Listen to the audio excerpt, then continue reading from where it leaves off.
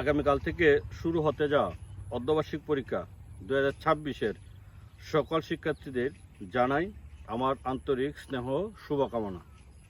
প্রিয় শিক্ষার্থীরা, পরীক্ষা মানেই ভয় বা চাপ নয়, বরং এটি তোমাদের এতদিনের নিয়মিত শিক্ষা, মেধা আর সৃজনশীলতার একটি সুন্দর বহিঃপ্রকাশ। নতুন শিক্ষাক্রমে প্রতিটি ধাপ তোমরা যেভাবে আনন্দের সাথে পার করেছ, পরীক্ষার দিনগুলো ঠিক সেভাবেই আত্মবিশ্বাসের সাথে পার করবে, এটাই আমার বিশ্বাস। প্রিয় শিক্ষার্থীরা, পরীক্ষার জন্য কিছু দরকারি পরামর্শ আমি তোমাদের সামনে উপস্থাপন করছি। নাম্বার 1, মনোযোগ দিয়ে প্রশ্ন পড়া। লেখা শুরু করার আগে পুরো প্রশ্নটি অন্তত একবার ভালো করে পড়ে বুঝে নিন। 2 নম্বরে তোমাদের জন্য যে পরামর্শটা আমি দিচ্ছি সেটা হচ্ছে সময়ের দিকে খেয়াল রাখা।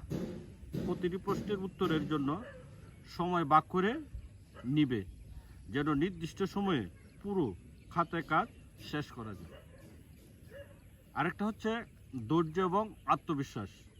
কোনো প্রশ্ন কঠিন মনে হলে ঘাবড়ে না গিয়ে শান্ত মাথায় চিন্তা করে উত্তর লিখবে।